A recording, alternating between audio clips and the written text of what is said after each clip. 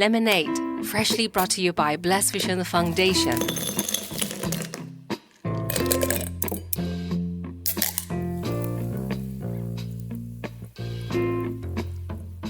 This episode is sponsored by Rotary Club of Guangdong, Hong Kong, Macau Greater Bay Area, Hong Kong. The views and opinions expressed in the following interview are those of the guests and do not necessarily reflect the views or position of BlessVision Foundation.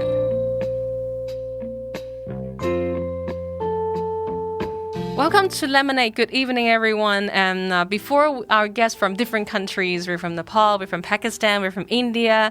And tonight we have a special guest, and he actually is from Malaysia. Interesting is he working in a Japan church for 8 years, and he's been staying in Hong Kong for 15 years. So I'm so happy and so honored to have him to come here to share with us his stories. And he is Pastor Alex. It's from Japan Christian Fellowship. Hello, Pastor Alex.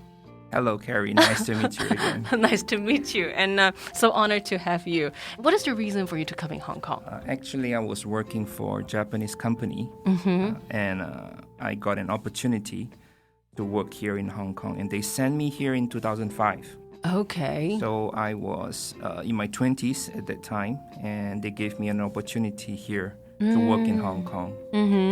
So I came in 2005, and later, because I'm a Christian, in 2013, I was challenged by my pastor.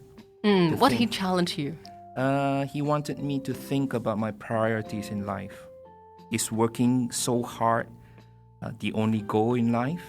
So I was working from Mondays to Fridays, most of the time in China. Oh, okay. I leave my wife and my kids in Hong Kong.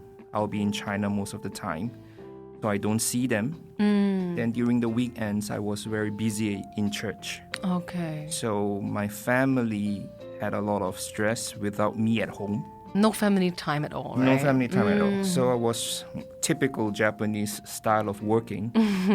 So my pastor challenged me to think about my life priorities again. If we work so hard but we lose our soul, if we lose our family, it will be really foolish. So then I thought about it, and I quit my job in 2013. And Can I say that is a big decision? It was a very big decision, but it was the right decision. Before I got married, before I proposed to my wife, I remembered that I told her one day I might want to work for the church, to be a pastor. So thankfully, when I proposed to her, I did say that. But I already was blessed with 3 kids at that time. So to quit a good earning job to work for the church was definitely a challenge for both of us. But it took us maybe 2 to 3 days to come up with a decision. Only 2 to 3 days. Because it was the right thing to do. We were drifting apart. I was really not really that faithful in my service to the church, and I didn't have time with my kids. So to give all my talents and my time to serve the churches was definitely the right decision. What is the first change that you saw after you make your decision? I could see that church ministry is not easy. What is the difficulty in that? When I was only attending on Sundays, I did help sometimes in Saturdays. But when I joined the church and working from Tuesdays to Sundays, I could see there is a lot of things to be done, especially people in pain, people asking for help. And to see that the church can be a good tool to reach people who are hurting in the community. Because I serve a Japanese church, we especially cater for Japanese people in Hong Kong. And most of them, because of their culture, they are not very fluent in English. So when they have difficulties, when they're trying to find counseling, when they try to find daycare or childcare, in Hong Kong, most of the services are provided in English. Yes. Or Cantonese.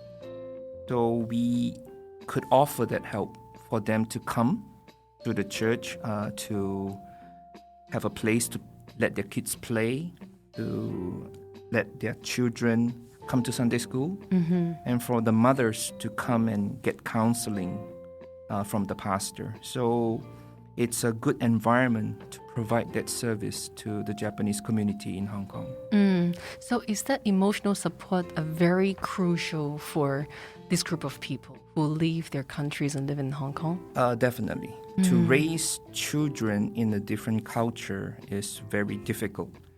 But Japanese community has been welcome in Hong Kong for a very long time. Yes. My church is actually 59 years old this year. Wow. So Hong Kong has provided a home for a lot of Japanese families throughout the years. So there has been a small community here, and we have a Japanese school. We have a Japanese middle school. So a lot of banks are here. Business are conducted here. So we can make a living here, and we can have a friendship here with the Hong Kong people. And the difficult thing is to overcome that culture of language. The language barrier. The language barrier. So a lot of Japanese who live here still cannot speak Cantonese that well. Wow. And it's a tough language. Yes, it's not easy to learn. My wife has been with me 15 years now, so she still cannot handle the Cantonese. Cantonese. Yeah, people said Cantonese is very hard to learn. It's not easy. Yes. Yeah, as you have mentioned that to raise the kids in Hong Kong, raise different cultures kids in Hong Kong. As I know, you also have 2 kids. 3 kids. 3 kids, and 3 kids, 2 kids born in Hong Kong. Yes. Do you face any challenge to raise your kids in Hong Kong? Yes. One is the main thing that I think that they will be struggling is their identity. Being raised at home, we speak English and Japanese at home. So they're fluent in these 2 languages. But out of the house, Cantonese is a struggle for them. They learn a little bit of Mandarin in school, but they are not fluent. They cannot converse. And the friends, the classmates that they have in class, they are fluent in English too. So my kids will never learn Cantonese and they cannot speak well. That will create something special inside them. They live in Hong Kong, but they don't really blend in. Then once a year when we go back for summer break to Japan, they don't know anything about Japan because it's only once a year. Yeah. They speak the language, but they don't understand. They do not know how to take the train. They do not know the geography. Where is Tokyo? Where is Osaka? Maybe the big cities they can handle. They do not know the Japanese history. My in-laws, their grandparents, feel sad when they mention something, but my kids won't understand. The same thing when they follow me back to Malaysia. Yes, the same. It's the same thing.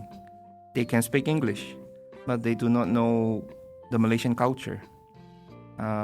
It's every third culture family.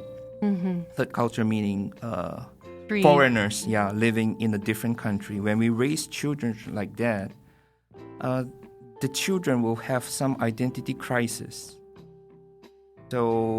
But I try to encourage them because being in this community in Hong Kong, it's a very international place. I always try to encourage them to think internationally, that they have a place in the international community. But as I'm a pastor, I also teach them their real citizenship is in heaven. So as God's children, no matter where we are or who we are definitely loved by God. And we will have a place in our God's heart. And that's the final comfort that I hope when they grow up, they know that besides their parents love them, God really loves them. So when you ask him where you from or who you are, how he will reply you? I think he will introduce himself as a Japanese who grew up in Hong Kong. Okay, that's very clear. Very clever one. My 3 kids love Hong Kong, and Hong Kong is their only home. So they are proud to be from Hong Kong. But the problem is they don't speak the language. They love all those Hong Kong food. But this is something that maybe is tough for them, not being able to blend in with real local people, the conversation, the discussions. They can blend in with international communities in Hong Kong, but not the locals. When you're talking about identity, what is the importance in knowing the identity? I mean, if someone really don't know the identity, what that will bring? It's very important. So we will struggle a lot if we do not know where we come from. And as I believe your organization handle a lot of refugees and a lot of people who have lost their parents. So if you have met with orphans before, when a child does not know his parents or her parents, it's a very sad thing. Or if you have a refugee who has lost his or her country or her culture, it's very devastating. And knowing where you come from, knowing that there's someone of the same race, of the same culture with you, knowing that someone created you, it means a lot. So if you have identity crisis inside you, you do not know where your loyalty belongs to, you do not know who to support or who will support you, and you will be in distress, you have no peace inside your heart. You don't know where to stand. Yes, you do not know where you belong. As I'm a pastor, we believe firmly that we are created by God. Having that identity, at least that, means a lot. And on top of that, you have your nationality, you have your culture, and you have your close friends, you have your family. Then those layers protect you and makes you peaceful, makes you be able to fall back when you have tough situations in your life. People without an identity, without a belonging, without a community, when crisis strikes them, it's very devastating.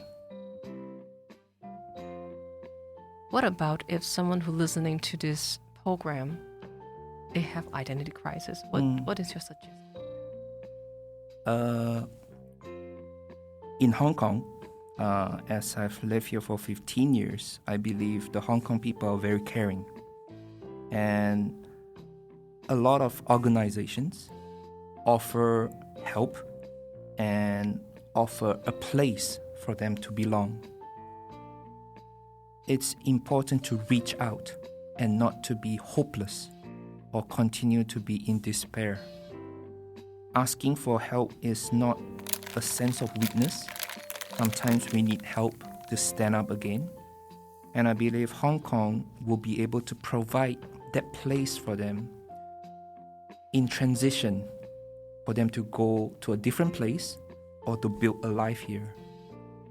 So Hong Kong has been a home for a lot of foreign communities here. Even though we do not grow up here, we are not from this culture, as it has been a good home to my family, to the Japanese community, it has been a good place for them to have some roots in this country. So I would encourage people with identity crisis in need of help to reach out to the communities that has been successful here.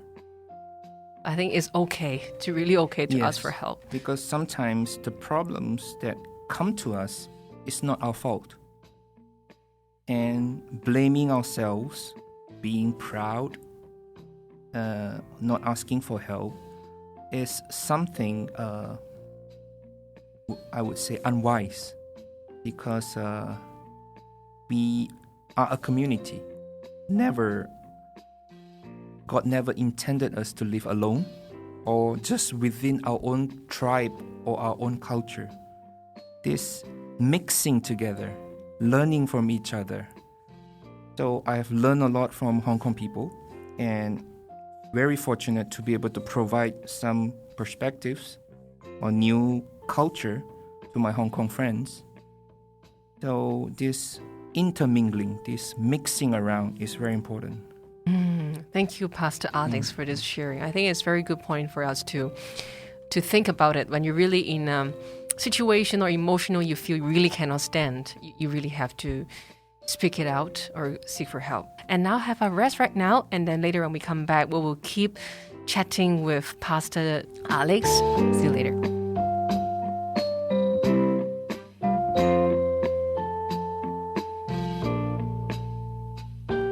Come back again. We have Pastor Alex with us. When you see the Japan people living in Hong Kong, what actually the problem or situation they are facing? There are many types of Japanese in Hong Kong, but most of them, I think more than half of them, are expatriates from Japanese companies. This is still a very good place to do business for a lot of Japanese firms, and they still send their employees here in their branches here.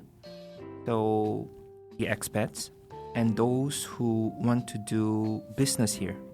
So we have maybe about a quarter of them that will leave Japan to start businesses here. This is still a very free market. It's still very looked after place, sought after place to do business here. And we have the international community, those who married Hong Kong people. And these are the families that will continue to stay in Hong Kong. So you have three types of Japanese community: the expats, the local businesses, and the international couples. And I have all these three in my church. Each of them face different difficulties, but they chose Hong Kong, like I mentioned before.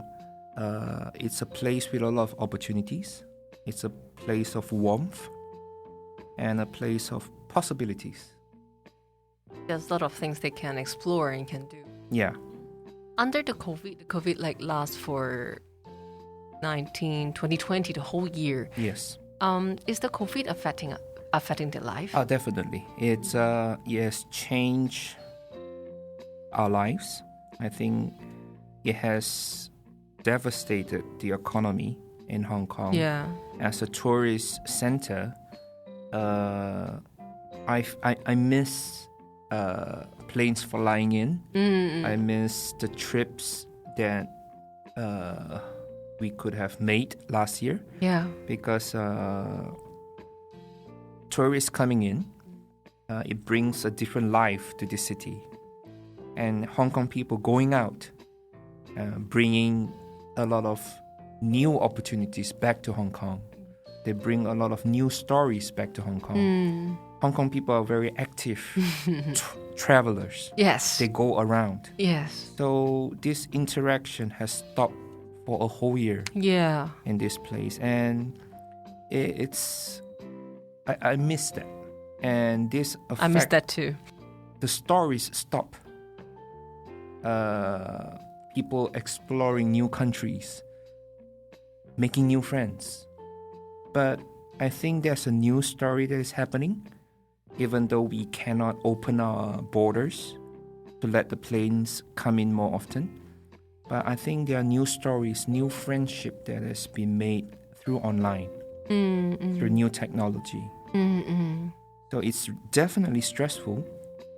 But as I pastored the church a whole year under COVID, even though we couldn't have worship inside the church, like many churches, we are doing it online.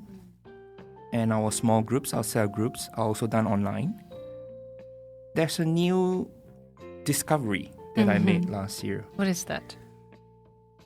Through online, especially for homemakers, housewives, because sometimes their kids get sick. If they have the small group in people's house or in the church, when the kids are sick, they cannot attend. Or sometimes you are tired or bad weather, you want to skip one day. Yes. But with online, in the comfort of your home, you can attend the cell meeting. Yes. You can attend the Bible study. Actually, attendance improved a little bit. What is the change in you under this COVID about yourself? About the way you care people, about the way you look life? I definitely realize how important is it to remember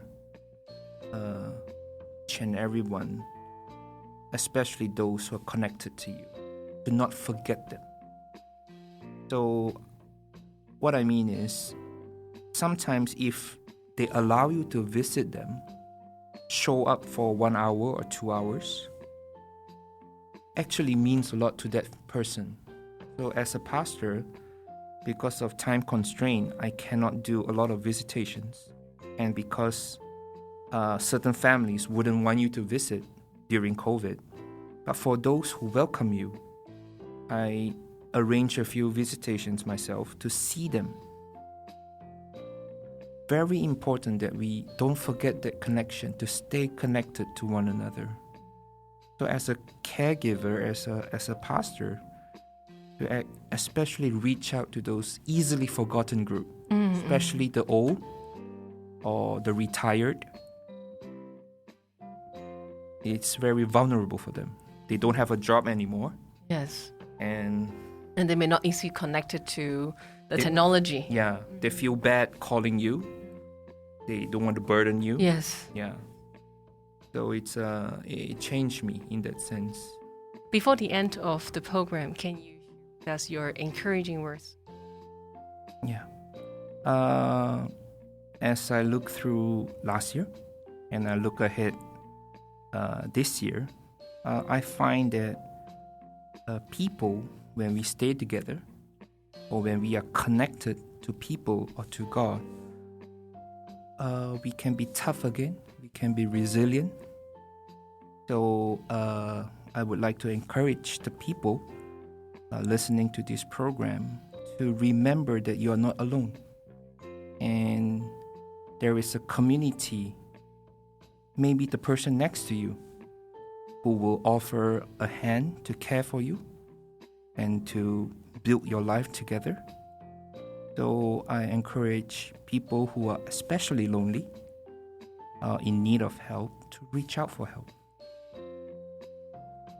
私たちはこの2020年からのコロナの影響によっていろんな人たちが苦しみにあるかもしれません。